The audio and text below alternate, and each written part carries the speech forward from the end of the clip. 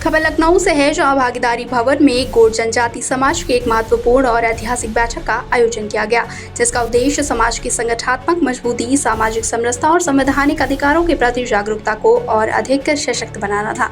इस विशेष अवसर पर मुख्य अतिथि के रूप में मध्य प्रदेश के मंडला से सांसद और अखिल भारतीय गोंड आदिवासी संघ के राष्ट्रीय अध्यक्ष फग्गन सिंह कुस्तले मौजूद रहे। उन्होंने अपने संबोधन में समाज के शैक्षणिक उत्थान, राजनीतिक भागीदारी, आरक्षण के लाभ और सामाजिक चेतना जैसे अहम विषयों पर विस्तार से चर्चा की। उन्होंने दो टूक में कहा कि अब समय आ गया है कि गोंड समाज अपने हक, अधिकार और पहचान के लिए एकजुट होकर संघर्ष करे।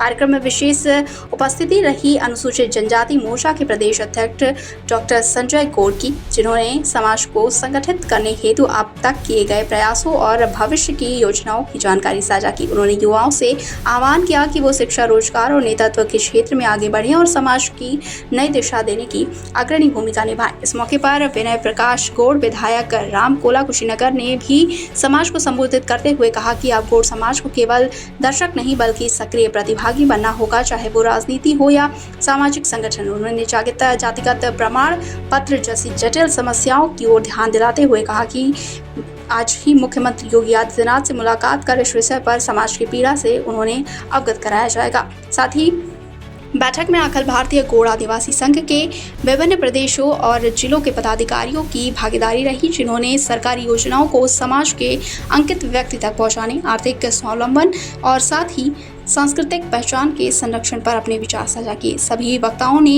एक स्वर में कहा कि यदि समाज एकजुट हो जाए तो कोई भी ताकत उसके अधिकार छीन नहीं सकती। लखनऊ से संवाददाता सुभाष चंद्र की रिपोर्ट।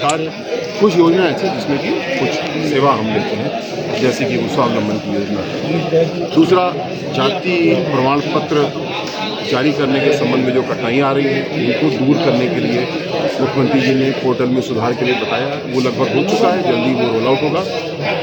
अब जाति प्रमाण पत्र में साक्ष्य मांगे भी जाएंगे और साथ साथ साक्ष्यों की समीक्षा भी की जाएगी। अभी तक ये गहराई व्यवस्था नहीं थी, आदरणीय मुख्यमंत्री के आदेश पे इसको भी मजबूत किया जाएगा।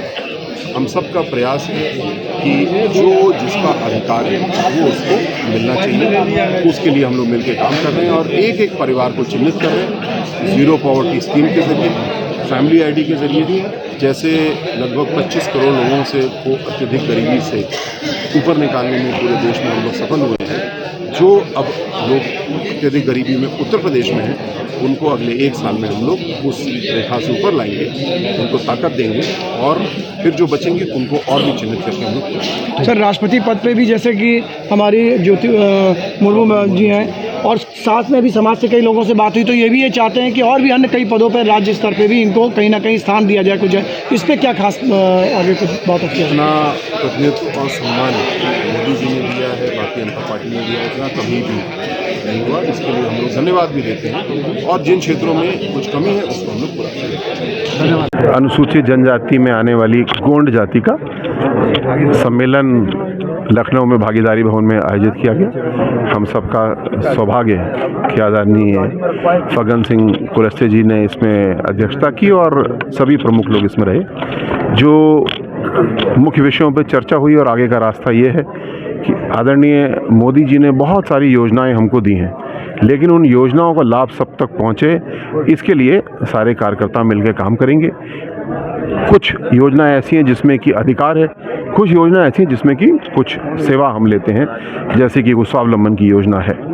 दूसरा, जाति प्रमाण पत्र जारी करने के संबंध में जो कठिनाइयाँ आ रही हैं उनको दूर करने के लिए मुख्यमंत्री जी ने पोर्टल में सुधार के लिए बताया है। वो लगभग हो चुका है, जल्दी वो रोल आउट होगा।